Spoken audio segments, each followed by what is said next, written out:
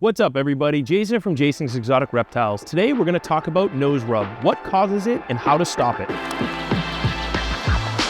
If you've been keeping or breeding reptiles, nose rub is something that you will likely have encountered or you will encounter at some point across the keeping or breeding experience.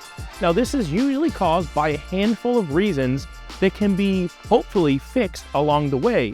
However, this guy right here, a beautiful hypo motley jungle, he every year gives himself some nose rub, and this is more of a push than a nose rub. Nose rub or pushing is all going to fall under the same things of what we can do to help fix it, prevent it, and get ahead of it. One thing I will say is that it's not typically normal behavior, but it will happen from time to time, and sometimes it has nothing to do with your care and husbandry. Sometimes it has everything to do with your care and husbandry. So let's dive into those reasons now. Let's first talk about what nose rub is. Now, nose rub is usually caused by repetitive movements around the cage, whether this be pushing against an enclosure, pushing against the sides of the enclosure, the lid of a rack, following the light gap around, or just kind of that rubbing in general that's happening over and over again that eventually causes the snake to either rub the top of his nose so that it creates a scab and an open wound and then a scab, or it creates a bump because they're pushing against the side of the cage. Now, it's not good to have, but it's not uncommon, and there's some things we're going to talk about and how to fix it. One of the most common causes of nose rub are your temperatures are incorrect. Either it's too hot or too cold. Now, if it's too hot, the animal is going to constantly be trying to get out of that heat, and that's going to cause them to roam and move around, try to find a place to cool off. Because they're in enclosures, they're not in the wild, they can't just go to some cool lake or river or stream or go under some leaves. They're just stuck in this heat all the time. Now, if it's too cold, they may be doing the opposite of they're now dormant. It's less common if they're too cold, but they are now in this somewhat of a dormant phase, and they're trying to find heat. They're just, something about your temperatures are not right. They're trying to move around and try to find a spot so they can digest their food, get their body temperature up. Being cold-blooded animals, we control their body temperature, or they control their body temperature, but we control their environments that allows them to get to these certain temperatures. So we have to make sure our temperatures are on point. Another one of the most common causes of nose rub is improper humidity. One thing I see a lot of keepers do, because they think these are high humidity animals, is they make their cages too wet. And I will do this sometimes as well. My cage, we might overspray for a little bit, and instead of just lightly misting the bedding and getting this cage so that it spikes the humidity, the cocoa blocks that I'm using specifically, or the GAPS cocoa that I use, or if you're using a different type of substrate, you saturate it beyond that point, and now it's just wet. This can lead to other issues like scale rot and things that we're not going to get into today, but if they're always wet, they're going to be searching on a way to get out of this at some point, or you're going to see them perched over water bowls trying to elevate themselves off of the bedding. They can't be wet, and there is a big difference between humid and wet.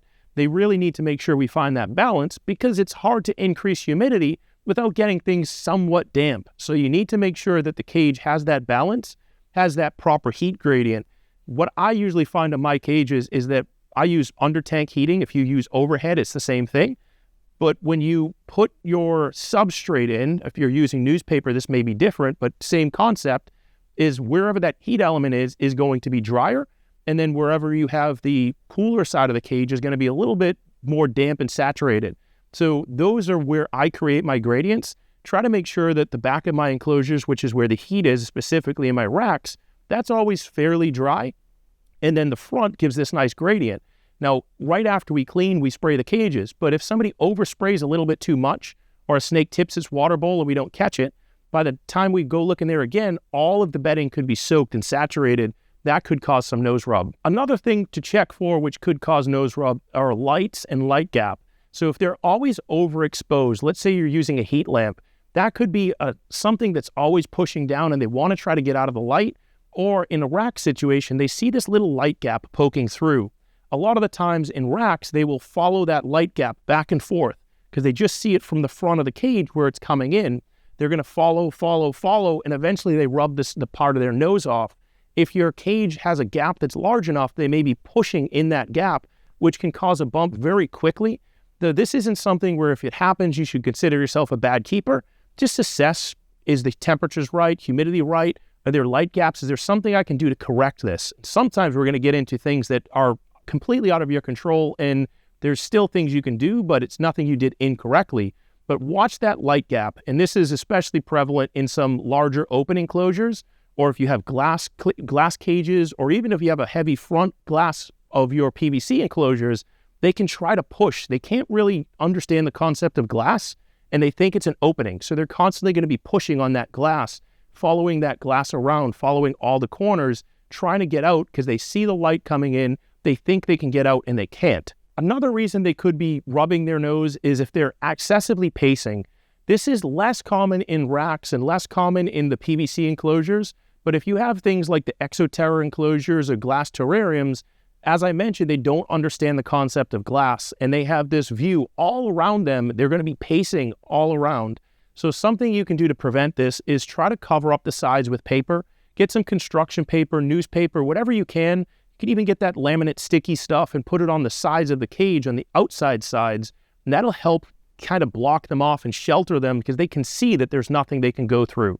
But with glass, they think they can go through, and a common thing that you'll start seeing is they'll always be following the cage, pushing the corners. If you have a screen top, they might be pushing the lid and the corner of that screen top because at one point it may be lifted for them and they think they can push it off. And that's really where you'll start to see that cheese grater effect happen, is if you have those enclosures with the screen top and they just rub against that grate all day, and it can happen very quickly. Within a matter of an hour or so, you could have this perfect snake that could have its nose rubbed completely off. Not completely off, but could have some pretty good damage to the snout of its nose because they're constantly pushing up against that cheese grater type screen mesh top. So I always say just don't use those types of enclosures to begin with. It can cause a damage to your animal. But one thing you can do, again, is close off that openness. You can add extra hides, extra environments, different types of plants, whether they be real or fake, but add some coverage to make that animal feel like it's not open and exposed. That's where I see a lot of people go wrong as well with these glass cages. They have a glass cage, they have a hide, a water bowl, maybe another hide, but otherwise this animal is completely exposed and it's uncomfortable in that environment and it wants to get out, doesn't understand the concept of glass and the mesh. It thinks it can get through these areas. Something that I see here quite often is breeding season restlessness. This can happen even if you only have one male or one female, you just have one snake. This breeding season can still naturally occur within their cycle.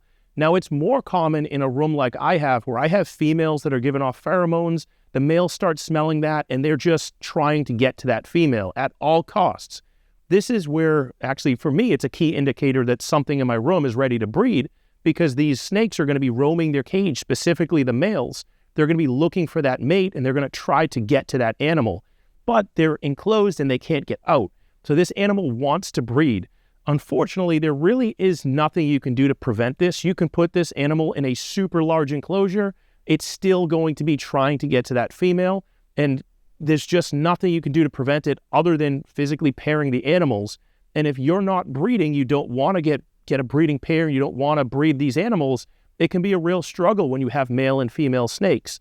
So if you have zero intentions to breed, maybe your best course of action is to actually just get all the same sex of animals. If you start mixing them, then they're going to trigger that breeding response. Even if they're actually not super ready to breed, this happens early in the process as the males start looking for those females. Another common cause that you'll see is when you get a new animal in, this nose rub can happen, especially if they're starting to get settled into their new enclosure. You really need to give this animal time to settle in and find where it's comfortable. Now, early nose rub can happen as they're trying to settle into this enclosure. They're still exploring things, especially if you have the other factors like we just discussed, the glass cages, the light gaps. They're going to be exploring these options for them, and they're going to be pushing against these elements, the light gaps and the different glass fronts, and even the crack within the glass. If you have a PVC enclosure, you have the sliding glass doors. It's going to be pushing on these areas, trying to figure out where can it get out, where can it find different temperatures. So just let that animal settle. There's nothing you can do at this point other than to try to close off these options as we discussed. And you need to also be careful, because if you bother this animal, that's going to prolong that experience of nose rub, as it's going to just be stressed out trying to get out. One other cause that I see this quite often, specifically with my babies, is if the temperatures, humidity, everything is perfect, for me, it's the light gap, and especially when I am defrosting rodents. When you're defrosting rodents in the room, this can happen very fast. that they smell that rodent, even if it's in the other room, they can be smelling that rodent defrosting, and they're going to be trying to get to that rodent. So similar to breeding, what I try to do is defrost those rodents as fast as possible, then get the prey to the animal very quickly so it can go from defrosted to fed as soon as possible, and that will prevent that time in between when the animal smells the food to when it's actually taking the food in. Once they're fed, they usually stop unless you're feeding too small, and then they'll usually move to the heat to digest. But they've had their meal, they don't need to find that food anymore. But when you first start defrosting that rodent, it's going to really send this animal into hyperdrive, and it's going to try to find the food source. So try to defrost your rodents quickly, and then try to feed them as soon as they're defrosted so you can prevent that time in between where they're smelling. Some bonus tips for you that you may need to look into if you're not a breeder and you're not trying to breed these animals, but you're still experiencing this nose rub, is look at the specific species. So certain species are more inclined to rub. For instance, reticulated pythons, they are notorious for rubbing their whole upper lip in any size enclosure you give them. When breeding season comes, these animals are moving like crazy. Just keep them fed, keep them on the heat, keep them digesting, because if they're not on the heat digesting, they may be looking for a mate, and they may be trying to roam very quickly, trying to get out of their cage. Cover all glass. So if you have, even if it's just a PVC front, throw some type of a tape or Velcro, a blanket to the front so it can roll down, and this animal is completely enclosed. It doesn't feel like there's that glass that it can move through and try to find that mate, and that's going to be really important into stopping this nose rub. So keep them fed, make sure your temperatures, humidity, and your husbandry is on point, cover all those light gaps, and get them just in that state that I'm not going to be able to push to get to something else. Also, keeping these animals out more often during these times. So if this is your pet, make sure you're handling them extra during these times of nose rub, especially if you can't pair them. Pairing these animals will almost guaranteed stop the nose rub. Now they're focused on something else. They found their mate and they're focused on breeding and courting and breeding. But if you don't have that option, you need to make sure that you have these other tools in your kit. I'm curious what you guys have done in the past. How have you dealt with nose rub? Did any of these tips and tricks work for you? Is there something that no matter what you tried, this animal continued to rub its nose? I want to hear from you in the comments section. Let's create this as a thread that all keepers can use as a resource. Till next video, let's keep it moving.